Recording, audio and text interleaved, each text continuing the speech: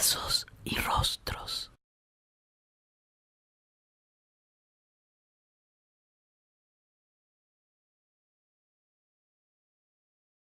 Ella es antropóloga, pero además es coordinadora del grupo de genocidio, ¿no? Que no es ni más ni menos que un grupo de investigación, todos de la UBA, ¿no? Hola, no. ¿qué tal? Hola, ¿qué tal? Buenas tardes. Un poquito más cerquita, ahí. Es un grupo formado justamente para poder interactuar, porque hay equipos de investigación que son de la UBA, pero nosotros lo que tratamos de hacer con esta red es articular grupos de la Universidad de Comahue, de la Río Negro, de Cuyo, de Córdoba, de La Pampa, hay varias universidades. Bien. Sí, alguna vez estuvimos conversando con Valeria Mappelman y bueno, con alguna otra gente que participa del equipo, ¿no? Bueno, gracias por venirte en principio. Sabemos que es una tarde difícil para moverse en la ciudad de Buenos Aires y las distancias en la ciudad cada vez parecen más largas. Sí. Uno le cuesta mucho más llegar de un lado al otro, ¿no? Arrancamos este programa haciendo mención a la marcha de Gatillo Fácil y de violencia institucional que se llevó a cabo ayer y mencionando la marcha del viernes 1 de septiembre cuando se cumpla un mes de desaparecido de Santiago Maldonado. Y en el medio de todo esto también hablamos de todo el discurso mediático que se está haciendo y allí caen, entre otros, los mapuches. Como en alguna vez, en algún otro momento cayeron los com, como actualmente caen en la provincia de Formosa los wichí, que vale la pena comentarlo, no lo comentamos en el inicio, todas las semanas lo venimos haciendo. Agustín Santillán fue trasladado al final a Las Lomitas, tiene una celda con baño ahora, dejó la huelga de hambre, pero sigue preso sin un proceso que justifique esa situación.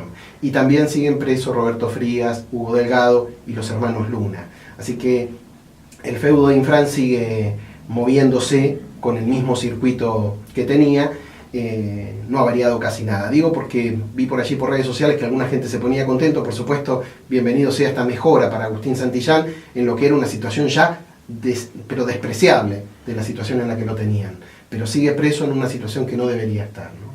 Y hoy se definía también el traslado de Milagro Sala en Jujuy, así que ahí andamos, de preso político en preso político, dando vueltas a lo largo del país. Pero ya que te hablamos de presos políticos, también vamos a hablar de Jones Walla, porque es otro de los presos con el cual se pretende avanzar seriamente para poder... Bueno, Chile insiste en la extradición, Argentina dice que no de momento, pero coquetea con que sí, y a la vez también toda esta deformación que se ha hecho mediática sobre las comunidades y esta explicación que se ha dado sobre el RAM, vinculándolo al terrorismo y todas estas cuestiones, también dan que pensar que bien podría no ser extraditado, pero sí podría ser juzgado en la Argentina con la ley llamada antiterrorista, ¿no? Que se dictó durante el gobierno anterior. Entonces, ¿cómo ves vos toda esa situación? Obviamente no solo la vienen siguiendo, sino han venido disertando al respecto, porque es fuerte lo que está pasando en la Argentina con las comunidades, ¿no? Sí, bueno, te estaba escuchando respecto de lo que decías, por ejemplo, en el caso de Formosa, ¿no? Y tiene mucho en común, fíjate que en todos estos casos, y me estoy acordando también lo que fue el proceso que se dio, el proceso judicial que duró 3 años contra Relmú Ñanco y otros 2 dirigentes de las comunidades de Neuquén, ¿no? La comunidad Huincul-Nehuen y la comunidad Huiñue-Folil. Y tiene esta característica que se acusa a un dirigente que les viene molestando, que es la piedra en el zapato de un gobierno. Se lo acusa de cometer determinados delitos que después a lo largo del proceso enseguida se caen las acusaciones, claro. Porque se demuestra que si existió ese delito, que generalmente es en el caso de Relmú Ñanco también, tiraron piedras y bueno, quedó una persona herida. En el caso de Facundo Walla lo acusan de incendios en Chile, que también se caen las causas allá en Chile, y en el caso de Agustín, que lo acusan de instigación a la violencia también, y después cuando se demuestra enseguida que la persona no tenía que ver en realidad con lo que lo están acusando, no importa, la acusación permanece aún contra toda evidencia porque lo importante es sacarse a un dirigente de encima, ¿no? Y por otro lado, con ese sacarse de encima al dirigente, también lo que sucede es que queda acorralada la comunidad. Claro, porque es además... parte de la intimidación, ¿no? Es parte de la intimidación, además no nos olvidemos que estamos hablando de comunidades que ya de por sí vienen siendo perseguidas, hostigadas, económicamente, políticamente, jurídicamente, desde hace muchos años, y que tienen que estar, además de estar trabajando y sobreviviendo en inferioridad de condiciones, encima tienen que sacar de sus recursos, de su tiempo, tienen que dejar de trabajar para poder dedicarse a defenderse, ¿no? Cuando los acorralan con los procesos judiciales, no hay dirigente en este momento, no hay lonco, entre el nombre que se usa para los caciques mapuche, no hay cacique en el norte que no tenga causas judiciales encima y tienen que ir a firmar en algún juzgado o en alguna comisaría cada 15 días, cada 10 días, a veces no pueden salir de la provincia, o sea, se los hostiga, se los persigue, los paran cada vez que salen a la ruta, les paran la camioneta, todos pasan, pero a ellos los paran. Es decir, hay un hostigamiento permanente que hace que uno diría le complican la vida, claro, ¿no? De alguna manera. Tiene que ver, claro, y es un desgaste que hace que se pierdan derechos, porque por ejemplo en los casos que yo he conocido, que seguí más de cerca, los hijos ya no van a la escuela, porque los padres están todo el tiempo yendo de un lado para otro y tienen que llevarse a los chicos con ellos, porque aunque tengan parientes que los puedan tener, tienen miedo por lo que les pueda pasar. Hubo casos, por ejemplo, concretamente cuando fue el juicio de Remuñán, en el medio del proceso, que amenazaron a la familia, que les prendieron fuego la casa que se estaba construyendo. Sucedió a Félix Díaz también eso. Le sucede a Félix Díaz, o sea, ir a denunciar lo que le está pasando implica correr el riesgo de que le maten a alguien de la familia. Bueno, Mártires López en su momento también tuvo un atropello de su mujer, ¿no? Exactamente. Bueno, después supuestamente él murió atropellado accidentalmente. Estos accidentes que les pasan a ellos, ¿no? Entonces hay que tomar en cuenta también en qué condiciones ellos están viviendo y están llevando adelante estas protestas, ¿no? Que no es solamente dedicarse a eso y tener la vida garantizada de otra manera, ¿no? Claro. Capaz que está bueno, digo, para empezar a desandar un camino de lo que se fue escuchando estos días. Ayer volvió con una impudicia increíble, la verdad. Evidentemente hay días que se alinean los planetas comunicacionales para que casi en todos los canales de televisión centrales, los programas centrales, aparezcan determinado tipo de palabras y determinado tipo de armados. Ayer escuché por lo menos 6-7 veces la palabra terrorista, la palabra grupo armado, referido al RAM puntualmente, que querían hacer un Estado diferenciado de la Argentina y de Chile, que son grupos radicalizados que no son respetados por los otros mapuche.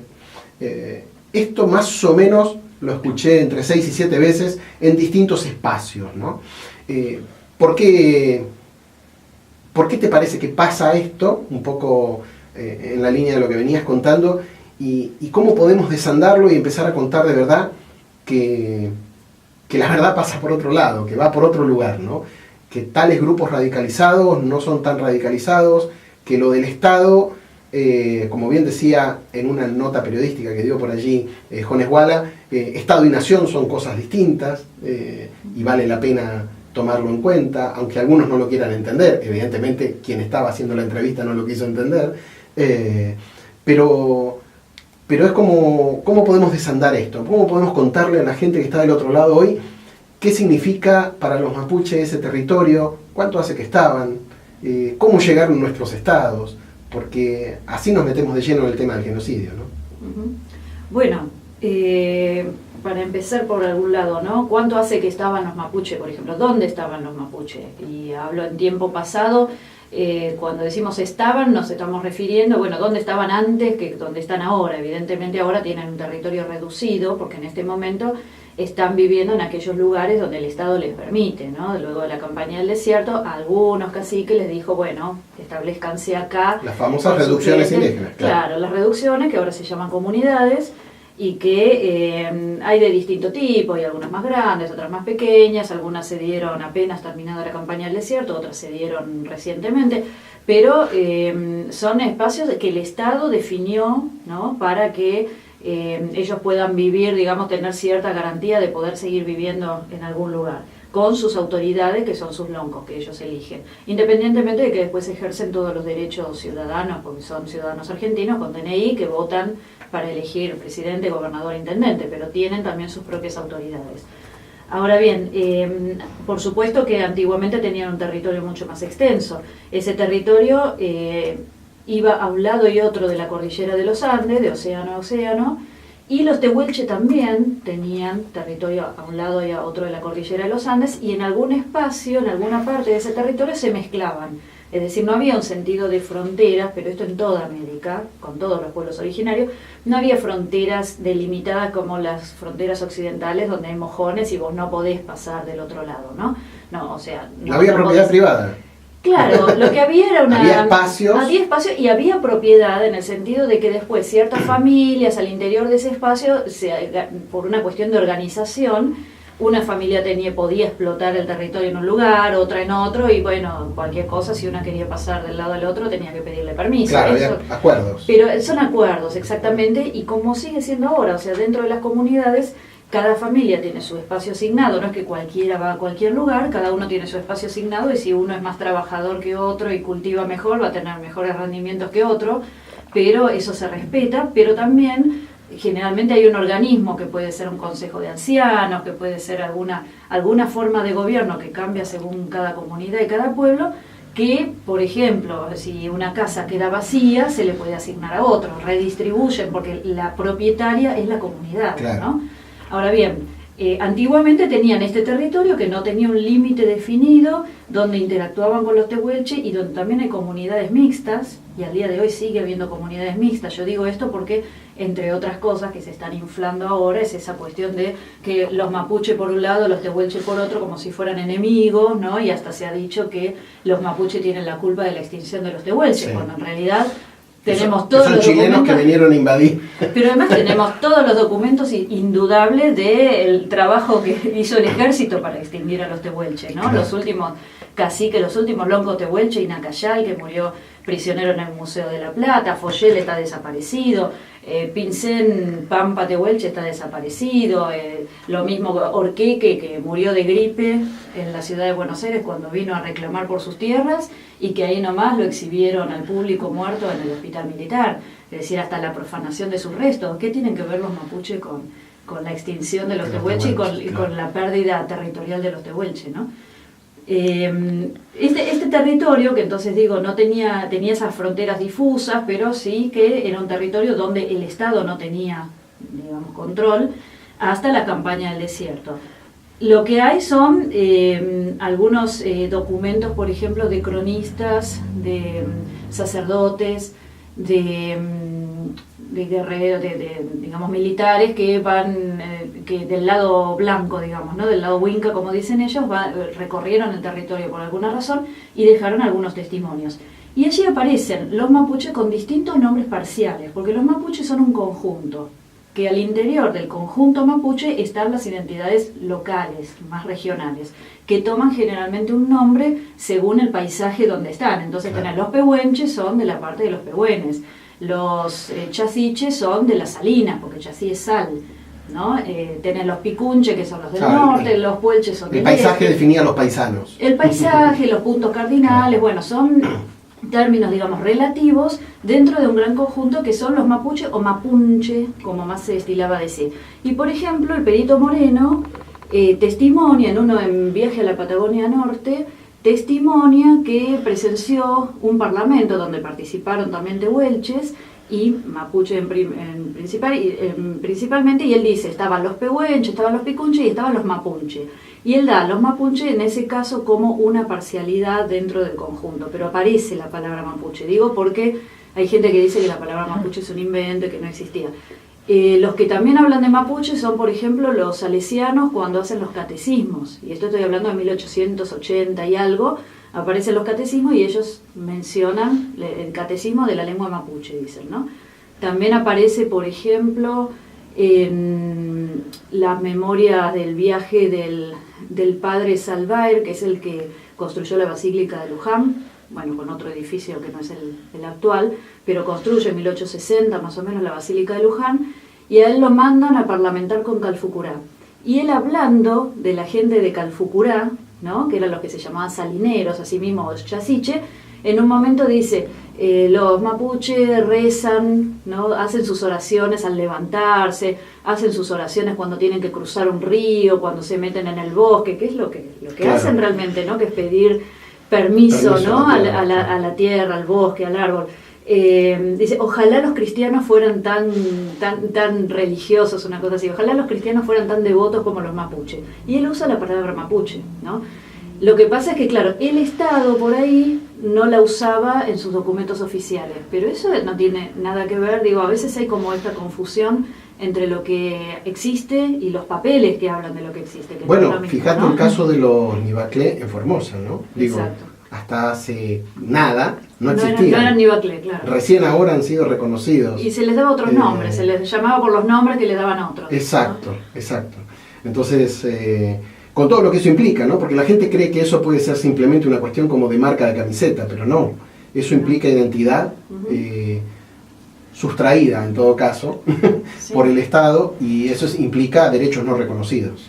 Y es una cuestión de respeto, me parece, ¿no? Por empezar a reconocerle al otro el nombre que se dio, el nombre que le dieron. Cada uno de nosotros tiene el nombre que nos dieron nuestros padres, ¿no? ¿Y por qué va a venir otro a inventarme un nombre y a convencerme de que yo me llamo de otra manera, ¿no? Te quedas un ratito más, igual vamos Sí, a por seguir supuesto. mateando hasta las 4 de la tarde. Estamos con Diana Lenton, tratando de desentrañar un poco estas cuestiones que tienen que ver con la verdad de lo que no te cuentan del otro lado. Borrate por un rato esas palabras: terrorista, grupos armados, estados. Por poco parece que tuviéramos a los aliados del ISIS metido aquí, queriendo hacer una confabulación contra la ministra de Seguridad. Y las cosas no son así, justamente pasan por otro andarivel, y está bueno que lo empecemos a ver bien, porque de eso se van a definir líneas de política general y de política de seguridad que van a poner o no en marcha la ley antiterrorista, y con eso un montón de consecuencias en la República Argentina.